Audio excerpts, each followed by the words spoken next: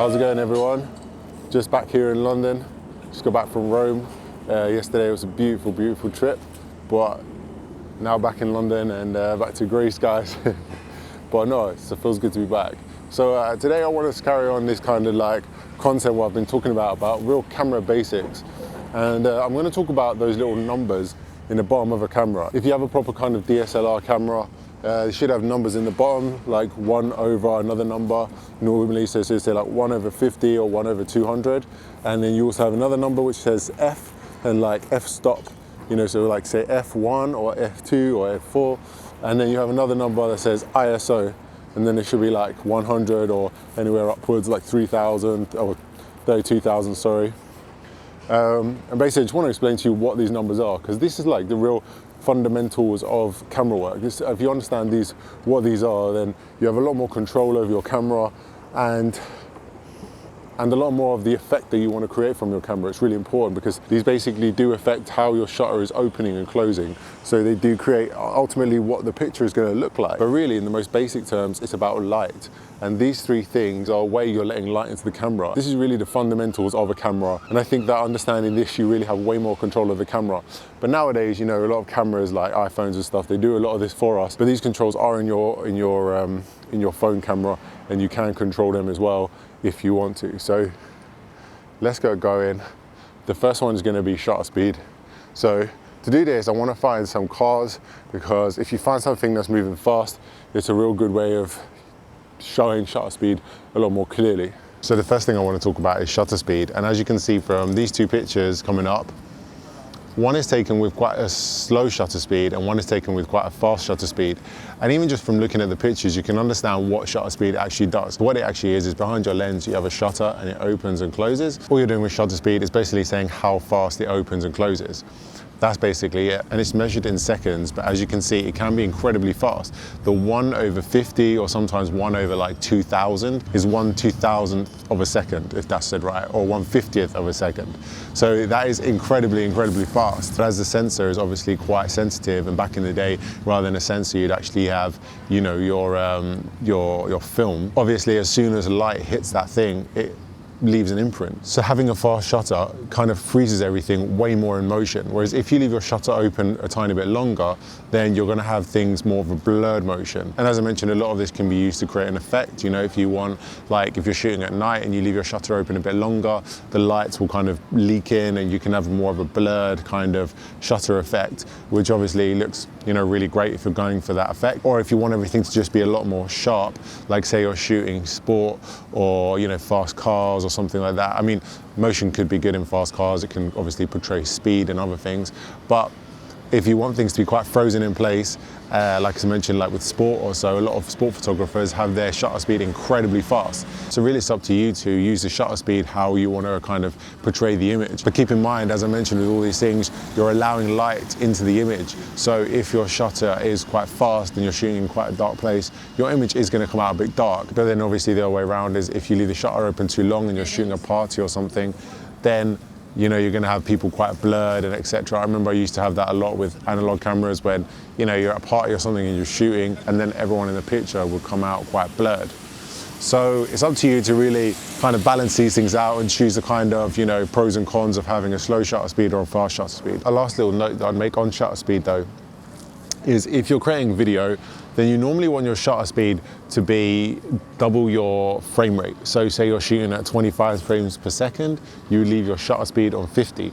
This creates a nice kind of like motion blur that is like, you know, kind of we see a lot of the time in video and in films and that we're quite used to seeing that. And I think it's kind of very natural to the eye, not only on video, but also our eyes kind of see that way. You'll find that there's certain things that people do in video that try to mimic quite like a natural look.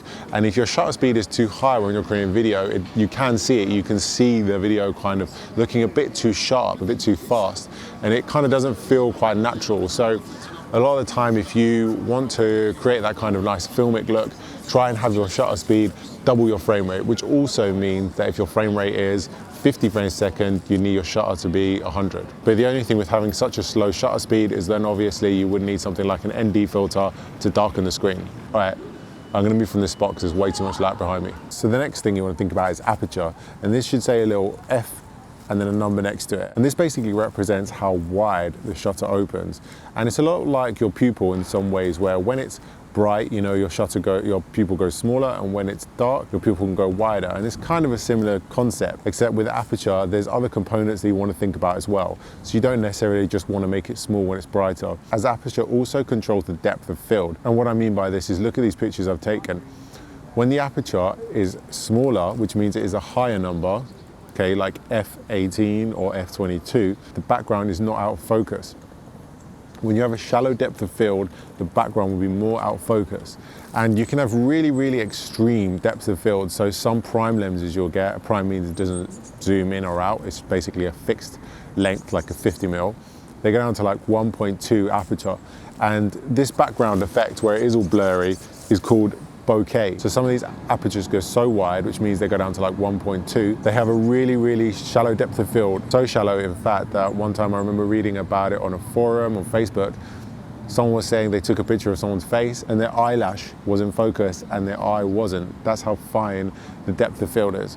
So you can get extreme, extreme depth of field. Now, obviously, by putting it that shallow, you're obviously potentially putting more strain on something like your autofocus. But I'd say for video, a good kind of 2.8 or 4 can be really good and give you that nice kind of blurred out in the background. In fact, a lot of the time, that's what people really pay for, is that kind of nice bokeh effect. Especially when it comes to kind of expensive lenses, a lot of the time these do have a much wider kind of aperture. A few things to note though here with Aperture, it also matters on your sensor size. So if your sensor is small, like on the back of a phone, the sensor in the back is really small. And what I mean by sensor is, once your image goes through your lens, right behind the lens you should have your sensor. And on a DSLR, the sensor could be quite big. A lot of the time with phone cameras, and you'll see it on the new kind of Apple cameras, you also have this like cinematic mode, which does allow you to blur out the background, and it does give you that kind of very shallow depth of field effect.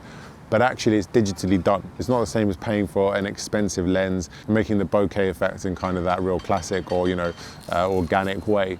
It's actually kind of digitally created to replicate that same kind of look. But it can still look great. It's just up to you whether you want to use it or not. All right, I'm going to just walk and talk about ISO because I've got somewhere to be.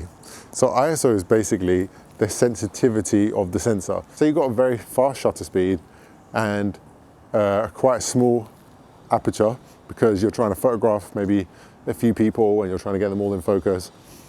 You'd have to bump up your ISO, or if you're in too much of a dark place, or for whatever reason, you might have to allow more light to hit the sensor.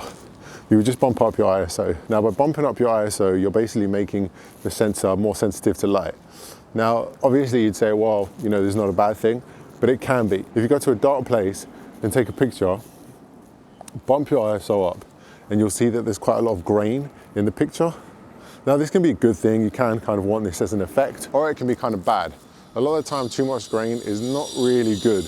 And you'll get a lot of grain in cameras that can't handle good low light. So you get really good cameras that kind of like are really good in low light and they don't have much grain, or also because the lens is really nice and expensive and is open super wide, like good 2.8 when you're shooting at night. And this is allowing a lot of light into the sensor as well, which means it doesn't have to bump up the ISO and you don't have too much grain. So a lot of the time, unfortunately, more expensive equipment allows you to do more in darker places. And this is why I do think sometimes gear does matter when it comes to photography and videography. A lot of the time people go, oh, gear doesn't matter. And I think when things like this, it does, because it allows you a lot more flexibility in a lot of low places, like what I'm shooting on now, the A7 IV, just got incredible low light. And you can get a real good image out of it, even if you're shooting in dark places. So that's basically it though. A lot of time adjusting your shutter and aperture, and then you're kind of making up for it. And a lot of time you're making up for it with your ISO, trying to make sure your exposure is good. And how you kind of know that is basically along the side you'll also have something, you'll see it's normally a fourth little part on your screen, and it's got a little plus and minus, and this is your exposure. And more often than not, you'll kind of want to make sure this is 0.0, but that is a real generalization. There's a lot of things you could be trying to create where you wouldn't want it to be, and it also depends on where you're exposing to. Like on video, I always try to expose to skin tones, which means that if the background is really bright, my exposure can say way overexposed, but then when I look at it on the computer, my skin is really dark. So I kind of want it exposed to skin tone rather than what my exposure is saying. But that's for a different video. But I hope that clears things up with shutter speed, aperture and ISO. I think that nowadays with phones, a lot of people just kind of, allow their phone to do the work and a lot of the heavy lifting, because the intelligence inside the camera and the phones is so good anyway that you don't really need to change these things. But it's only once you want to really start controlling light and taking more of a hands-on approach, and especially if you've got a big camera, it's a lot easier to control these kind of settings. Then you want to understand what a lot of these mean so that you can control them. So just have a play around. And like I said, it makes a bit of a difference whether you're shooting video or stills, because there's certain settings that you wouldn't really change in video, but on stills you might. So anyway, I hope you found that helpful. Please like, please subscribe, and I'll see you on the next video. Thanks a lot.